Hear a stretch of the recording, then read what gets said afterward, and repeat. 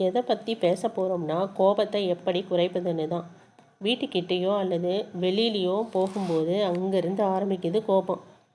ஏன் வருதுன்னா, நம்ம வண்டியில் போகும்போது கிட்ட ஹார்ன் அடித்து ஓவர்டேக் பண்ணி நம்மளை முந்தி செல்லும்போது அங்கேருந்து ஆரம்பிக்கும். ஏன் பொறுமையாக வராமல் நம்மளை டிஸ்டர்ப் பண்ணிட்டு போகிறான் அப்படின்னு அவன் மேலே கோபம் வரும். ஆனால் நாம் கோபத்தை அடக்க கற்றுக்கணும். அதை விட்டுட்டு அவன்கிட்ட போயிட்டு சண்டை போட்டால் அவ்வளவுதான். அவன் பேச நாம் பேச கடைசியில் போலீஸ் ஸ்டேஷன் வரைக்கும் கொண்டு போய் முடியும். நாம் எதுக்கு வந்தோங்கிற வேலையும் இதனால் யாருக்கும் பயன் இல்லாமல் டைமுக்கும் நம்ம வேலைக்கு போக முடியாமல் அவமானம் அலைச்சல் தான் மிஞ்சும். இதை முன்னாடியே யோசித்தோம்னா ஈஸியாக ஹேண்டில் பண்ணலாம். இந்த இடத்துல லேட் ஆனாலும் பரவாயில்ல அப்படின்னு வழி விட்டோம்னா யாருக்கும் எந்த கஷ்டமும் இல்லை. நாம் கோபத்தை வெளிக்காட்ட போது சத்தமாக கத்தி வெளிக்காட்டுறோம். ஏன்னு பல பேருக்கு இப்படி ஒரு கேள்வி மனசில் ஓடும். எக்ஸாம்பிளுக்கு, யாருன்னே தெரியாத ஒருத்தர்கிட்ட ஃபர்ஸ்ட் டைம் மெதுவாக அன்பாக சிரிச்சுக்கிட்டே தான் ஆரம்பிப்போம்.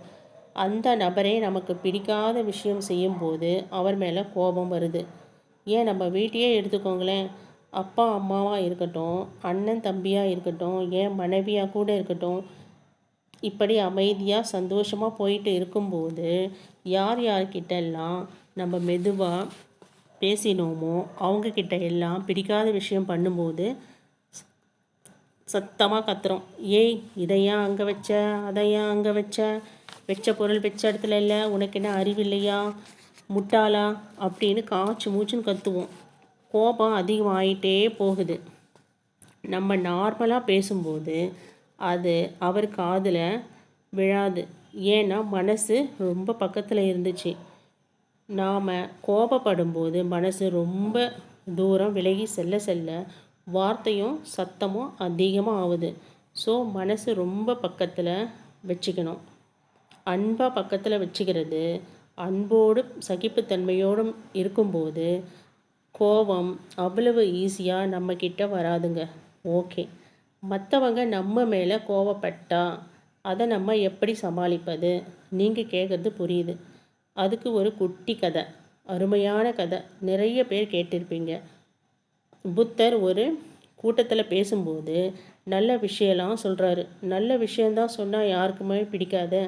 அதில் ஒருத்தன் எழுந்து, நீங்கள் என்ன அப்படி இருக்கணும் இப்படி இருக்கணும் அப்படிங்கிறீங்க, போயா வேறு வேலையை பாரு அப்படின்னு புத்தரை திட்ட ஆரம்பிக்கிறான். புத்தர் எதுவுமே சொல்லாமல் சிரிச்சுக்கிட்டே அமைதியாக இருக்கார்.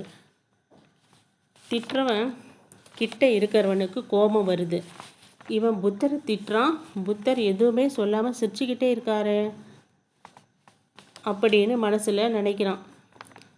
புத்தர்கிட்டயே போய் கேட்டுறான், சுவாமி, அவனை ஏதாவது சொல்லுங்கள், உங்களை திட்டுறத நீங்கள் ஸ்டாப் பண்ணுங்கள், எனக்கு ரொம்ப கஷ்டமாக இருக்குது அவன் திட்டுறது அப்படின்னு புத்தர்கிட்ட சொல்கிறான். அப்போவும் புத்தர் அமைதியாக இருக்கார். அவனும் திட்ட அமைதியாகவே இருக்கார். அவனை எவ்வளோதான் திட்டுவான், டயர்ட் ஆகிட்டு அவனே வீட்டுக்கு போயிட்டான். அப்புறம் அந்த இளைஞன் கேட்குறான், அவன் அவ்வளோ உங்களை திட்டினா எப்படி நீங்கள் பேசாமல் இருக்க முடியுது? அதுக்கு புத்தர் சொல்கிறாரு, அதுக்கு சிரிச்சுக்கிட்டே சொல்கிறாரு, இங்கே பாருப்பா, இந்த பொருள் நான் உன்கிட்ட தரேன், நீ அதை வாங்கலை, அது யார்கிட்ட இருக்கும்? அது உங்ககிட்ட தான் இருக்கும்.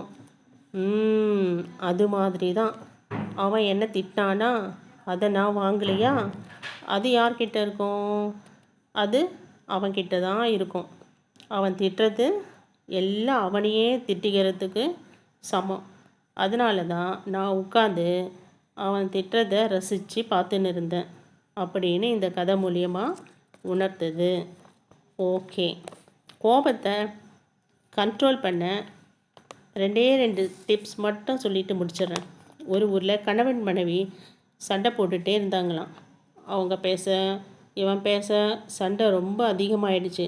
அப்போ யாராவது ஒருத்தர் விட்டு கொடுக்கணும் இல்லையா? வாய்க்கு ஒருத்தர் ஜிப்பு போட்டுடணும், இல்லாட்டி அந்த இடத்த விட்டுட்டு நகர்ந்துடணும். ரெண்டாவது, எந்த ஒரு மனுஷன் கோபப்படுறானோ அவன் மிகப்பெரிய முட்டாள். சிம்பிளாக சொல்லணுன்னா, நம்ம ரிலேஷன்ஷிப் மெயின்டைன் ஆகணும்னா கோபத்தை தான் குறைக்கணும். That's it. சிம்பிள்ங்க. ஓகே, இன்னொரு நாள் இன்னொரு கதையுடன். நன்றி.